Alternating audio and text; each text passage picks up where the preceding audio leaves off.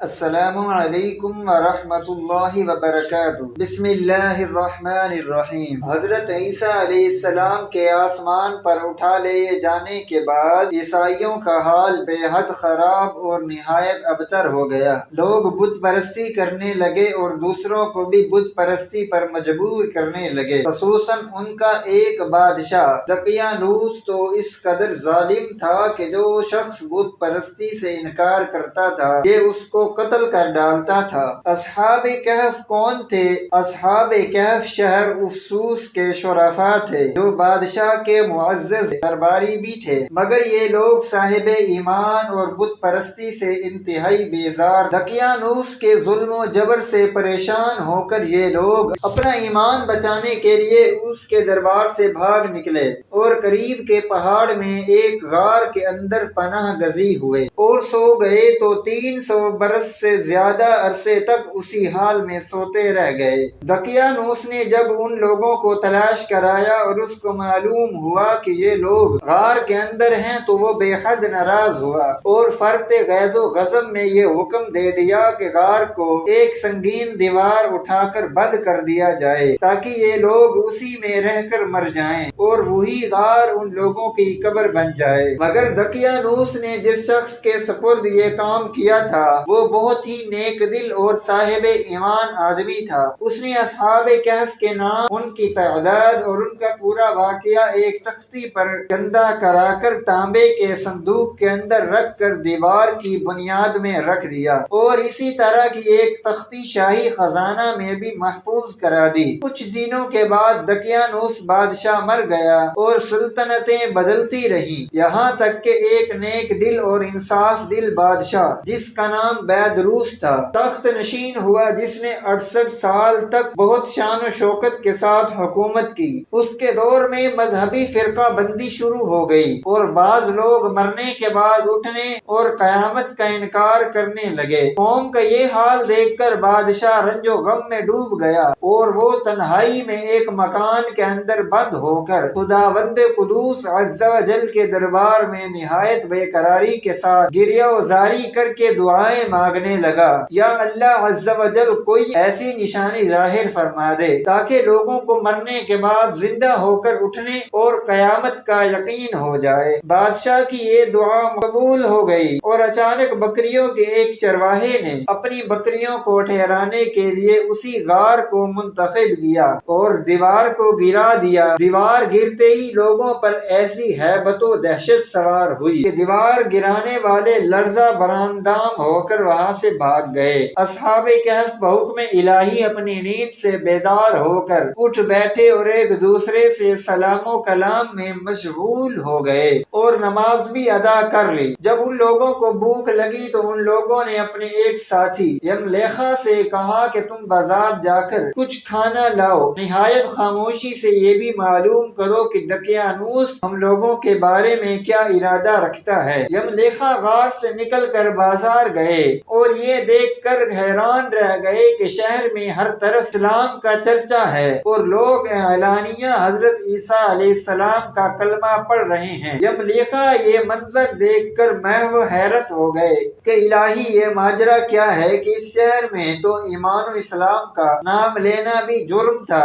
آج یہ انقلاب کہاں سے اور کیوں کر آ گیا۔ یہ ایک نان بائی کی دکان پر کھانا لینے گئے اور دقیانوسی زمانے کا روپیہ دکاندار کو دیا جس کا چلن بند ہو چکا تھا، بلکہ کوئی اس سکہ کا دیکھنے والا بھی باقی نہ ہی رہ گیا تھا۔ دکاندار کو شبہ ہوا شاید اس شخص کو کوئی پرانا خزانہ مل گیا، چنانچہ دکاندار نے ان کو حکام کے سپرد کیا اور حکام نے ان سے خزانے کے بارے میں پوچھ گچھ شروع کر دی اور کہا کہ بتاؤ خزانہ کہاں ہے۔ یملیخا نے کہا کہ کوئی خزانہ نہیں ہے، یہ ہمارا ہی روپیہ ہے۔ حکام نے کہا کہ ہم کس طرح مان لیں کہ روپیہ تمہارا ہے، یہ سکہ 300 برس پرانا ہے اور برسوں گزر گئے کہ اس کا چلن بند ہو گیا اور تم ابھی جوان ہو، لہذا صاف صاف بتاؤ کہ عقدہ حل ہو جائے۔ یہ سن کر یملیخا نے کہا کہ تم لوگ یہ بتاؤ کہ دقیانوس بادشاہ کا کیا حال ہے۔ حکام نے کہا کہ آج روئے زمین پر اس نام کا کوئی بادشاہ نہیں ہے،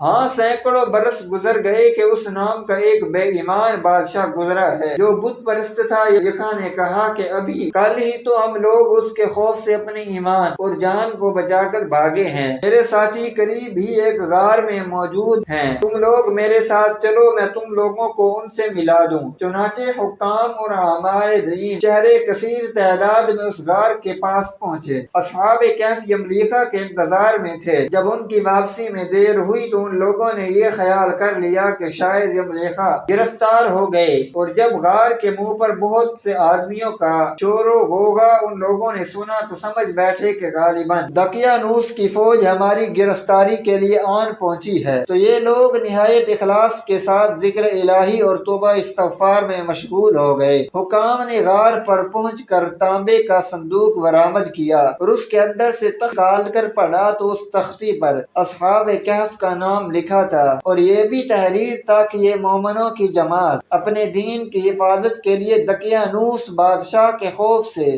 اس غار میں پناہ گزین ہوئی ہے۔ تو دقیانوس نے خبر پا کر ایک دیوار سے ان لوگوں کو غار میں بند کر دیا ہے۔ ہم یہ حال اس لیے لکھتے ہیں کہ جب کبھی بھی یہ غار کھلے تو لوگ اصحاب کہف کے حال پر مطلع ہو جائیں۔ حکام تختی کی عبارت پڑھ کر حیران رہ گئے اور ان لوگوں نے اپنے بادشاہ بیدروس کو اس واقعہ کی اطلاع دی۔ فوراً ہی بیدروس بادشاہ اپنے امراء اور عمائری کو ساتھ لے کر غار کے پاس پہنچا تو اصحاب کہف نے غار سے نکل کر بادشاہ سے معانقہ کیا اور اپنی گزارش بیان کی۔ بیدروس بادشاہ سجدہ میں گر کر خداوند قدوس کا شکر ادا کرنے لگا کہ میری دعا قبول ہو گئی۔ اللہ تعالیٰ نے ایسی نشانی ظاہر کر دی جس سے موت کے بعد زندہ ہو کر اٹھنے کا ہر شخص کو یقین ہو گیا۔ اصحاب کہف بادشاہ کو دعائیں دینے لگے کہ اللہ تعالیٰ تیری بادشاہی کی حفاظت فرمائے، اب ہم تمہیں اللہ کے سپرد کرتے ہیں۔ پھر اصحاب کہف نے السلام علیکم کہا اور غار کے اندر چلے گئے اور سو گئے، اور اسی حالت میں اللہ تعالیٰ نے ان لوگوں کو وفات دے دی۔ بادشاہ بیدروس نے لکڑی کا صندوق بنوا کر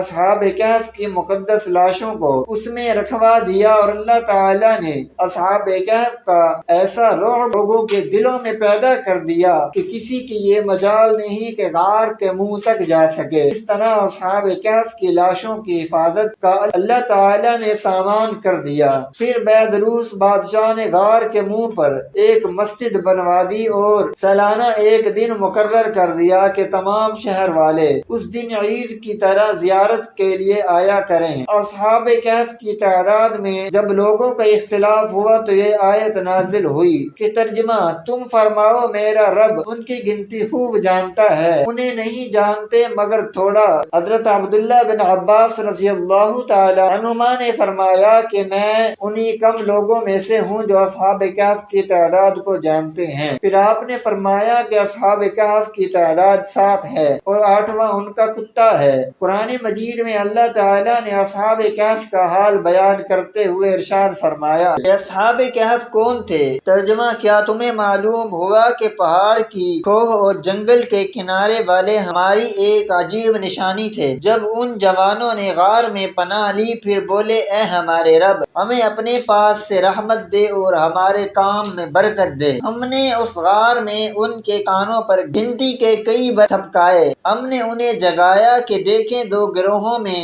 کون ان کے ٹھہرنے کی مدت زیادہ ٹھیک بتاتا ہے، ہم ان کا ٹھیک ٹھیک حال تمہیں سنائیں۔ وہ کچھ جوان تھے کہ اپنے رب پر ایمان لائے اور ہم نے ان کو ہدایت بڑھائی۔ اس سے اگلی آیتوں میں اللہ تعالیٰ نے اصحاب کہف کا پورا حال بیان فرمایا ہے جس کو ہم پہلے ہی تحریر کر چکے ہیں۔ اصحاب کہف کے نام ان کے ناموں میں بھی بہت اختلاف ہے۔ امیر المؤمنین حضرت علی رضی اللہ تعالی عنہ سے روایت ہے کہ ان کے نام یہ ہیں یملیخہ، مشلینہ، مرنوش، دبرنوش، ساجنوش، اور 7واں چرواہا تھا جو ان لوگوں کے ساتھ ہو گیا تھا۔ امیر المؤمنین حضرت علی رضی اللہ تعالی عنہ نے اس کا ذکر نہیں فرمایا، اور ان لوگوں کے کتے کا نام قطمیر تھا، اور ان لوگوں کے شہر کا نام افسوس تھا، اور ظالم بادشاہ کا نام دقیانوس تھا۔ اور تفسیر ساوی میں لکھا ہے کہ اصحاب کہف کے نام یہ ہیں مکس، ملینا،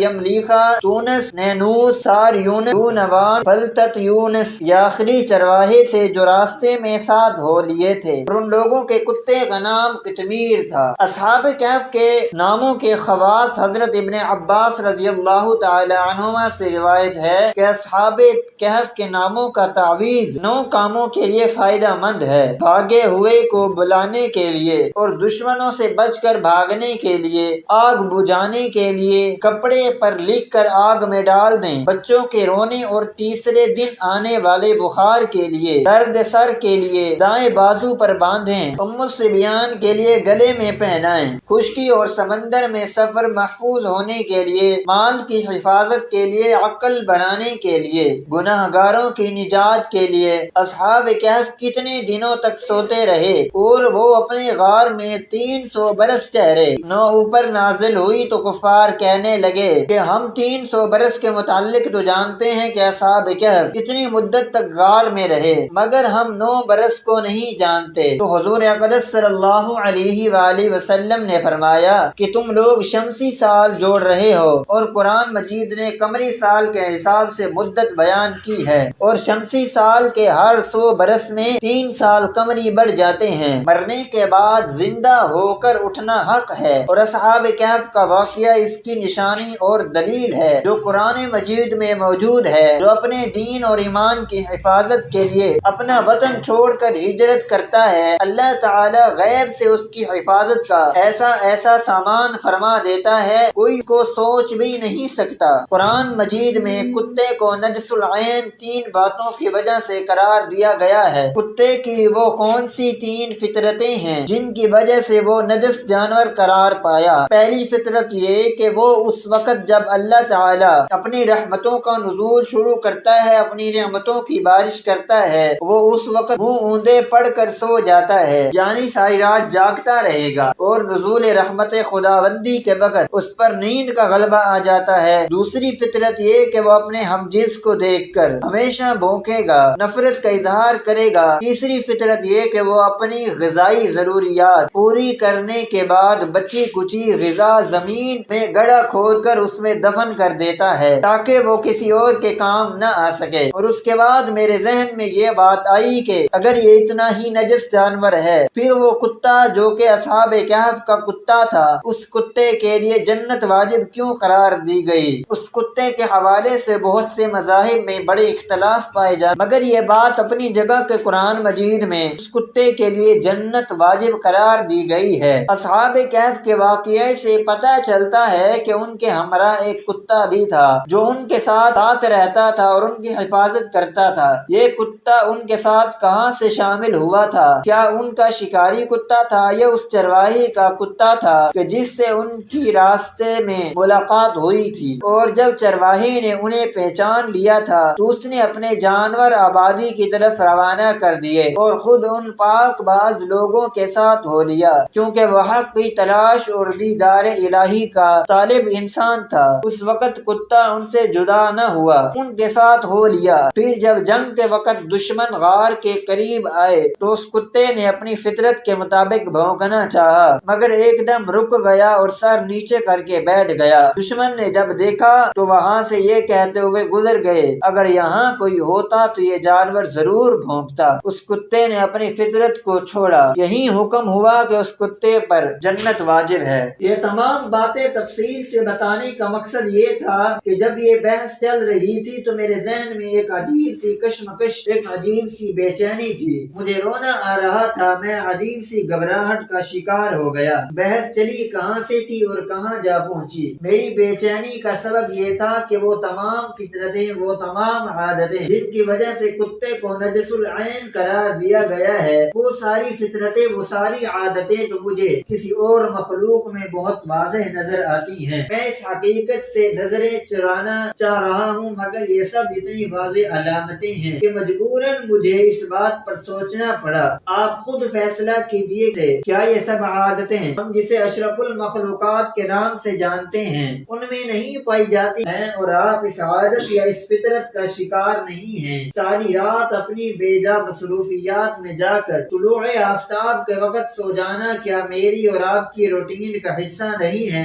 اپنے ہی بہن بھائیوں کو نفرت سے دیکھنا، ان کے لیے آسانیاں پیدا کرنے کی بجائے مشکلات پیدا کرنا میری اور آپ کی فطرت کا حصہ نہیں ہے؟ غذائی ضروریات پوری کرنے کے بعد بقیہ کھانے کو فریج جیسی مشین میں محفوظ کر دینا اور بعد میں ضرورت نہ پڑنے پر ضائع کر دینا ہمارا روزمرہ کا معمول نہیں ہے۔ سب باتوں کا جواب شاید ہم میں سے کسی کے پاس نہ ہو۔ پھر میرا رب، میرا پروردگار، تمام جہانوں کا پالنے والا، 70 ماہوں سے زیادہ محبت کرنے والا، اتنی بڑی مثال دے کر سمجھا رہا ہے کہ اصحاب کہف کے کتے نے اپنی صرف ایک فطرت چھوڑی تو اس پر جنت واجب ہو گئی۔ پھر ہم، جسے میرے رب نے اشرف المخلوقات کا درجہ دے کر اپنی سب سے پیاری مخلوق بنا دیا، اگر اپنی صرف ایک فطرت بھی چھوڑ دیں تو کیا رب العالمین میرا سونا رب، جو صرف اس بات کا منتظر رہتا ہے کہ کب اس کا بندہ اس سے مغفرت کے لیے رجوع کر لے، کیا وہ اپنی رحمتوں سے ہماری بخشش نہیں کر دے گا؟